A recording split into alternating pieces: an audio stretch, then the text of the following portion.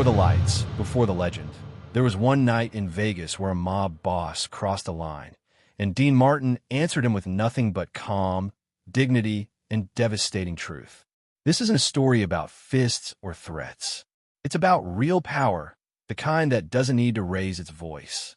If stories about class, courage, and quiet dominance resonate with you, like this video, subscribe to the channel and stay with us because the lessons that matter most are often spoken softly.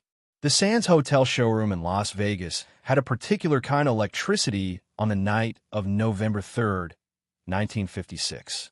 It wasn't loud. It wasn't frantic. It was refined. Low voices, clinking glasses, the quiet confidence of people who believed they were exactly where important things happened. Every seat was filled. The stage lights washed the room in amber, and at the center stood Dean Martin, relaxed, effortless, a glass of whiskey resting casually on the piano, as if the room belonged to him by natural law. 3 songs in, the audience was already his. Dean wasn't performing at them. He was letting them in. A smile here, a pause there, a half-whispered lyric that made women lean forward and men forget whatever power games they'd walked in carrying. This was Vegas at its most dangerous moment, when everyone felt comfortable. Then the doors opened, not quietly. A burst of cold desert air cut through the warmth of the showroom as Anthony Big Sal Rinaldi stepped inside. Big Sal didn't need an introduction, and he never got one. He was a New York import, a man whose name traveled faster than his body. He had interests in casinos he never set foot in, and enemies who smiled when he walked past them. He wasn't tall. He wasn't flashy. But he moved like the room owed him space, and the room complied. Conversations softened. Heads turned just enough to notice, not enough to stare. Waiters adjusted their posture. Dealers glanced over shoulders. Dean saw him immediately, not because he was afraid, but because men like Big Sal bent the air around them. Dean had grown up recognizing that gravity. Big Sal was drunk. Not sloppy, worse. Confident drunk. The kind that believes consequences are for other people. He slid into a front table seat with 2 men who didn't speak unless spoken to. A waitress approached. He didn't look at her when he ordered. Dean continued singing. Professionals always do. The band finished the song clean. Applause rolled through the room. Dean raised his glass in thanks, smiling. That's when Big Sal decided to announce himself. "Hey, Martini," he called out, voice thick but sharp. "You got anything livelier than that? Sounds like funeral music." A ripple of uneasy laughter moved through the crowd. Dean chuckled lightly, unfazed. "Careful," he said into the mic. "This is Vegas. We play that kind of music later in the night." Laughter, real laughter this time. Dean turned back to the band. The moment could have ended there. But men like Big Sal never stop when they're winning attention. 20 minutes later, Dean was telling a story. Not a joke, a memory. He spoke about growing up in Steubenville, Ohio. About being a skinny kid with an Italian father who worked himself into the ground so his family could survive. About learning early that pride didn't come from money. It came from how you carried yourself when you had nothing. The room leaned in. Dean didn't sentimentalize it. He never did. He spoke plainly, respectfully. "My old man," Dean said, smiling softly, wasn't a talker. He didn't give advice. He showed you things. How to show up. How to keep your word. How to stand still when the world tries to push you around. A pause. Then Big Sal stood up. Slowly. Deliberately. "Funny," he said loudly, slurring just enough to be insulting. "From where I'm sitting, your old man didn't teach you much. Guy's dead, right? Guess all that standing tall didn't do him much good." The room froze. This wasn't heckling. This was a line crossed so cleanly that everyone felt it at once. Insulting a man on stage was one thing. Insulting his dead father, a working-class Italian immigrant, in front of a Vegas crowd dominated by old-world codes? That wasn't noise. That was a challenge. The band stopped playing. Someone dropped a glass. Dean didn't move. Not immediately. He stood at the microphone, hands resting lightly on the stand, eyes lowered as if considering the floor. No smile. No anger. Just stillness. Big Sal smirked. Men like him mistook silence for surrender. Dean lifted his head, and when he spoke, his voice wasn't loud. It didn't need to be. Dean Martin didn't rush his response. That was the first thing everyone noticed. In a city where men survived by reacting quickly, by striking first, talking louder, asserting dominance, Dean did the opposite. He let the silence stretch. 5 seconds. 10. Long enough for discomfort to replace anticipation. Big Sal shifted his weight, still standing, still smiling, but now the smile had cracks in it. Dean finally leaned slightly toward the microphone. "My father," he said calmly, "did die young. No defensiveness, no edge, just a fact. He worked in steel mills. Long shifts, hot days, cold nights. Came home tired every day, but never angry. Never took it out on anyone smaller than him." A few heads nodded instinctively. Men in the room who knew that kind of father felt it immediately. Dean continued. "He didn't leave me money. He didn't leave me connections. He didn't leave me protection." A pause. "But he left me something better. He left me a standard." Big Sal laughed once, short and dismissive. "Standards don't keep you alive, kid." Dean smiled faintly. Not amused, not offended. "You're right," he said. "They don't keep you alive. They tell you how to live while you're here." The band sat frozen, hands hovering over instruments. The audience didn't move. No one reached for a drink. No one whispered. Dean shifted his stance, grounding himself. "My father taught me something simple," he went on. He said, "Dino, anyone can be loud. Anyone can scare people. But only a weak man needs to remind everyone he's powerful." That landed. Big Sal's smile disappeared. Dean wasn't insulting him directly. That was the danger. He was talking around him, letting the room connect the dots on its own. "My old man believed real power was quiet," Dean said. "It didn't need witnesses, didn't need laughter, didn't need a room full of people to feel big." He looked directly at Big Sal for the first time, and he believed that the moment you insult the dead, especially someone who can't answer back, you've already told everyone who you are. A ripple moved through the crowd. Not applause. Recognition. Big Sal's men glanced at each other. This wasn't going the way it was supposed to. "You think you're schooling me?" Big Sal snapped, irritation leaking through the alcohol. "You sing songs. I run things." Dean nodded slowly, as if conceding a point. "You do," he said. "You run things." Another pause. "But you don't build anything." That was the cut. Not sharp, surgical. "My father built a family," Dean said. "He built trust. He built a name his children didn't have to apologize for." Dean gestured gently to the room. "You run rooms like this because men like my father built cities for them to exist in." Big Sal's face flushed. His jaw tightened. The room had quietly shifted sides. Not because Dean demanded it, but because he'd framed the world in a way that made Big Sal's power look temporary and small. "You ever notice something?" Dean asked, tone still even. "The men who talk the most about respect are usually the ones begging for it." A low murmur ran through the audience. Big Sal slammed his glass onto the table. "Watch yourself." Dean didn't flinch. "I am," he said softly. "That's the difference." The tension wasn't explosive, it was suffocating. The kind that made security reconsider where they stood and waiters reconsider their careers. Dean took a breath. "You joked about my father," he said. "But what you really did was show everyone here that you don't understand something he understood very well." He leaned in slightly. "That dignity doesn't disappear when a man dies. It disappears when a man abandons it while he's still alive." No one laughed. No one moved. Big Sal slowly sat back down. Not because he wanted to, but because standing no longer gave him authority. Dean straightened and looked to the band. "Let's take a short break," he said calmly. "I think the room could use one." The lights dimmed slightly. Soft chatter returned, but it wasn't the same. People weren't talking about Dean. They were talking about Big Sal, and that terrified him more than any threat ever could. Intermission was supposed to be 15 minutes. That night, it felt like an hour. People stood in tight clusters instead of returning to their seats.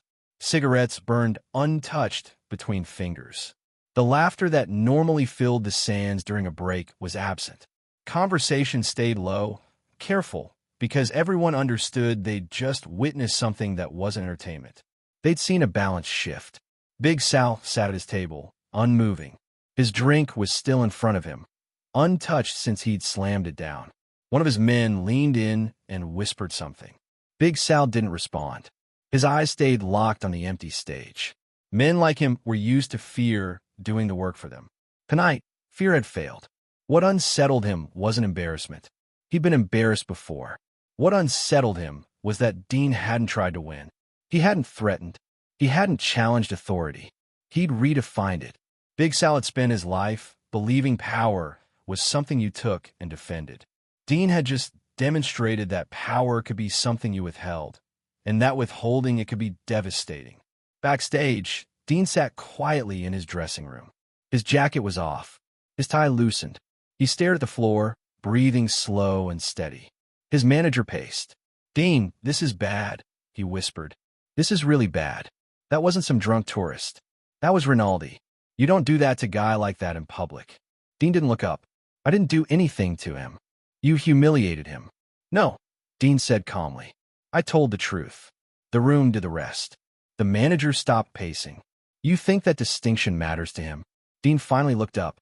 "It will," he said. Eventually, the knock came sooner than expected. Not loud, not aggressive, just a single, controlled rap on the door. Dean's manager went pale. "Don't open it." Dean stood. "I will." He opened the door. A man in a dark suit stood there, posture precise, eyes alert. Not muscle, not thug, an emissary. "Mr. Martin," the man said politely. "Mr. Rinaldi would like a word." "Outside." Dean nodded. "Give me a minute." The man hesitated, then nodded and stepped back. The manager grabbed Dean's arm. "This is where things go wrong." Dean placed a hand over his manager's. "This is where things finish." The parking lot was quiet. Desert air. Cigarette smoke. Big Sal leaned against a black Cadillac, the neon glow of the sands reflecting off polished chrome. He didn't look angry. That was worse. "You got nerve," Big Sal said without looking up. "Talking like that in front of my people." Dean stood a few feet away, hands at his sides. Relaxed. "I talked in front of people," he said. "What they took from it is their business." Big Sal laughed softly. "You think you're untouchable because people clap for you?" "No," Dean replied. "I think I'm untouchable because I didn't touch you." Big Sal turned now, studying him. "You made me look weak." Dean met his gaze. "You did that yourself the moment you insulted a man who couldn't answer back." Silence. "You know what I could do to you?" Big Sal said quietly. "Yes," Dean replied. "That's why you didn't." Big Sal's eyes narrowed. "You don't know me." "I know your type," Dean said. "You punish fear. You respect calm. And you hate being understood." That hit harder than any insult. Big Sal exhaled smoke slowly. "Why'd you do it?" Dean didn't answer immediately. "Because my father didn't have power," he said finally. "But he had rules. And one of them was this. If you let a man disrespect your dead, you'll spend the rest of your life making excuses for it." Big Sal looked away. "My old man," he muttered. "He'd have killed someone for less." Dean shook his head slightly. "Then he taught you violence. Mine taught me restraint." They stood there, two men shaped by very different lessons. "You think restraint makes you stronger?" Big Sal asked. "I know it does," Dean said. "Because it scares men who rely on force." Big Sal crushed his cigarette under his shoe. "You walk back inside," he said slowly. "Finish your show. Nobody touches you. Nobody says a word. You and me, we're square." Dean nodded. "That's fair." Big Sal paused. "And Martin?" "Yes. You ever talk about my mother like that?" Dean met his eyes. "I wouldn't. She didn't earn it." That was it. Big Sal stepped back. His men followed without a word. Dean returned inside. The crowd applauded when he took the stage again. Not loudly, not wildly. Respectfully. And for the first time that night, Big Sal understood something chilling. He hadn't just lost control of a room. He'd lost the narrative. By morning, Las Vegas was buzzing. Not loudly. Not openly. This wasn't the kind of story that made headlines or police reports. It moved the way real power stories always did. Quietly, through bartenders and pit bosses, through managers who spoke in half sentences, and performers who asked careful questions. Something had happened at the Sands. Not a fight, not a threat. Something worse. A mob boss had been exposed without being touched. At breakfast tables across the Strip, men who controlled millions of dollars pretended they hadn't heard the story while carefully confirming every detail. Did he really say that about his father? He didn't raise his voice once. Rinaldi backed down. That last part traveled the fastest. Because men like Big Sal didn't back down. Not in public. Not ever. By noon, every headliner knew. By dusk, every casino executive knew. By midnight, the story had reached places far beyond Vegas, Chicago, New York, Miami. The message was simple and unsettling. Dean Martin had stood his ground and lived. Back at the Sands, the atmosphere had changed. Dean walked through the casino floor that afternoon and noticed it immediately. Dealers smiled differently. Waitresses lingered a second longer. Men who usually barely acknowledged performers nodded with something that looked like respect. Not admiration. Recognition.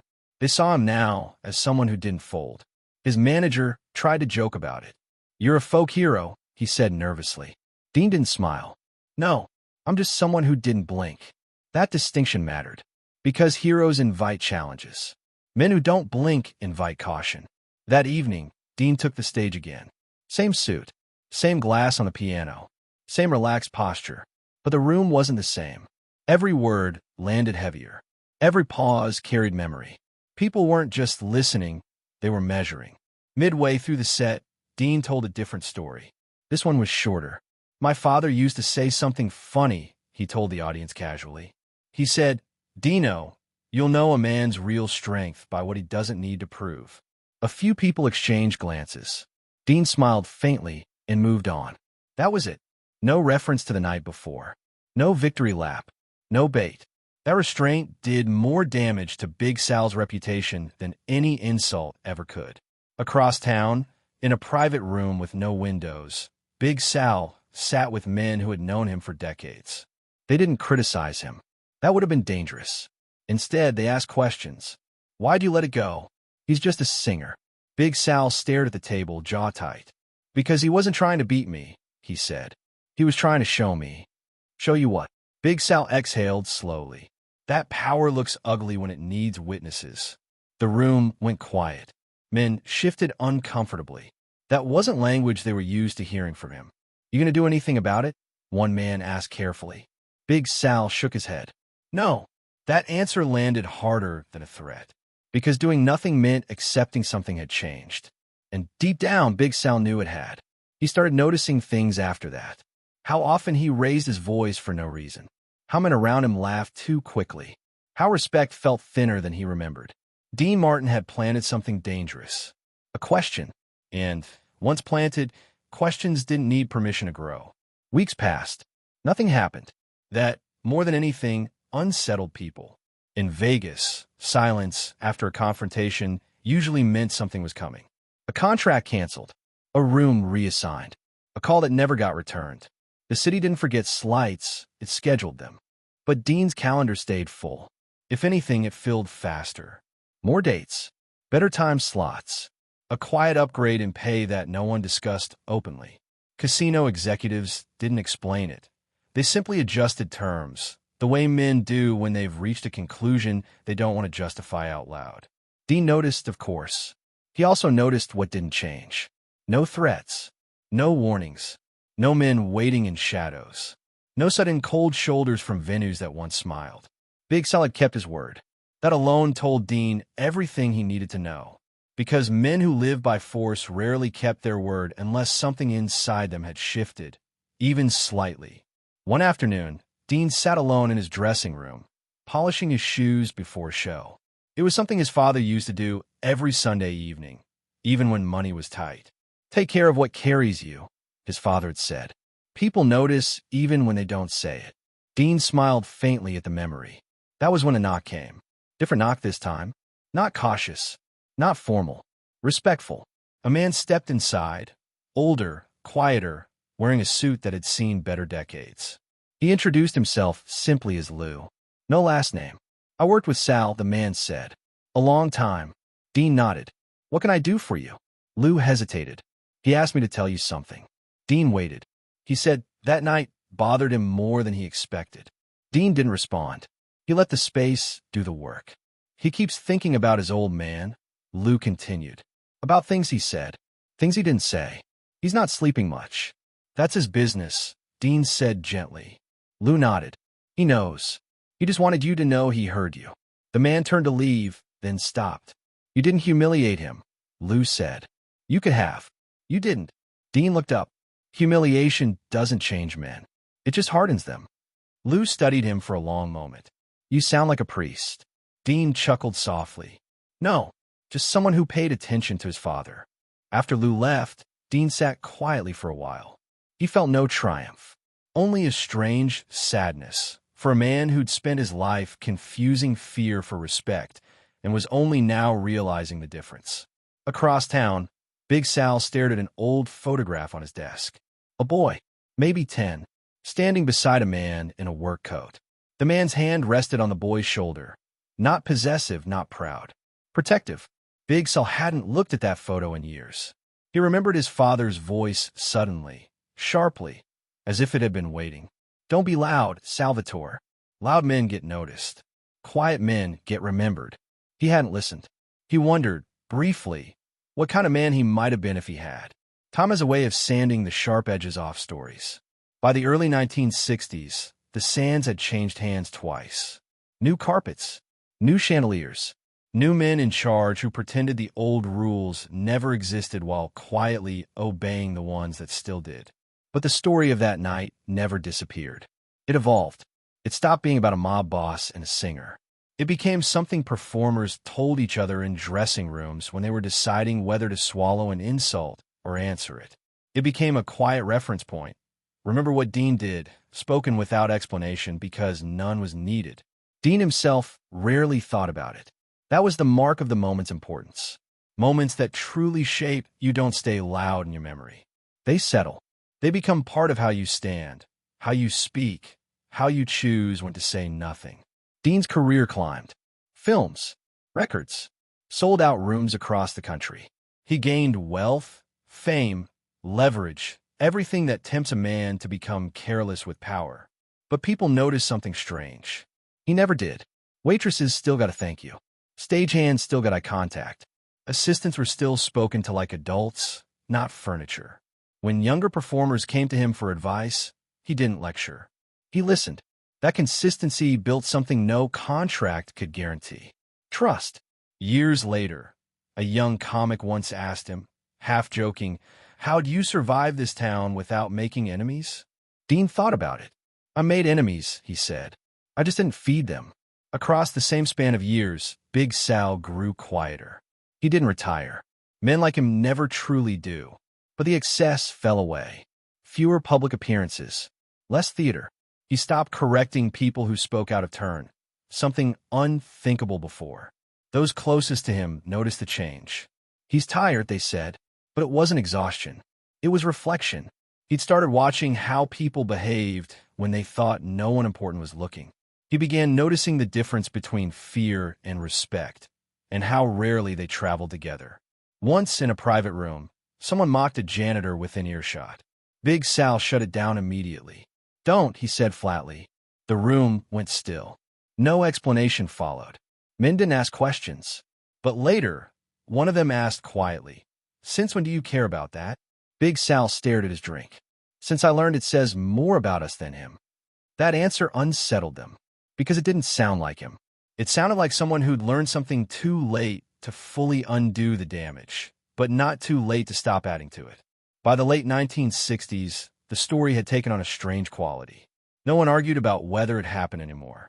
They argued about why it mattered. Some said it proved that class was stronger than violence.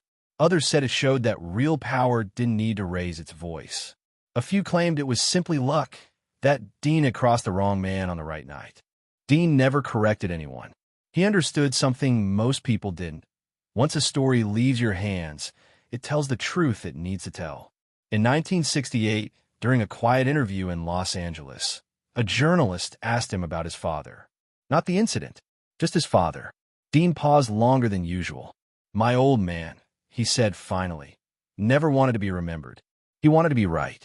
The journalist didn't understand the answer, but wrote it down anyway. That was the thing about Dean. He spoke for people who didn't get quoted. Meanwhile, Big Sal aged faster than he expected. Power keeps a man young only as long as he believes in it. Once the illusion cracks, the weight comes rushing in. In 1971, Big Sal sat alone in a modest house outside the city, far from neon, far from applause. He wasn't hiding. He just didn't need the noise anymore. A doctor had told him his heart wasn't strong. He'd laughed it off, men like him always did. But later that night, alone, he pulled out the old photograph again. His father, a quiet man, hands rough, eyes steady. Big Sal hadn't lived the life his father imagined. That truth used to make him angry. Now it just made him tired. He remembered Dean's words with uncomfortable clarity, not the sharp ones, but the calm ones. The ones spoken without urgency, as if Dean had all the time in the world. Power without dignity is just bullying. Big Sal realized something then that landed heavier than regret. No one had ever spoken to him that way before. Not because they couldn't, but because they were afraid. Dean hadn't been fearless. He'd simply valued something more than safety. That different haunted him. Dean Martin died in 1995. The tributes were predictable, cool, effortless, legendary. They talked about his voice, his timing, his charm. Few mentioned his principles. But the people who mattered remembered. Among Dean's personal effects, his family found a small, worn envelope. Inside was a note written in careful, old-fashioned script, his father's handwriting. It reads simply, "Dino, if you live loud, live kind. If you live strong, stay gentle. Never let a man make you smaller than who you are." Dean had kept it his entire life. Big Sal died years earlier, quietly, without ceremony. Men who knew him said he'd softened at the end, that he spoke less, listened more. Once, not long before he died, someone asked him what the biggest mistake of his life was. He didn't answer immediately. Then he said, thinking fear was the same thing as respect. He never explained further. He didn't need to. The story of a night a mob boss joked about Dean Martin's dead father isn't about courage in the way movies sell it. It isn't about winning. It's about choosing. Choosing calm over rage. Choosing dignity over dominance. Choosing truth over safety. Dean could have escalated. He could have humiliated.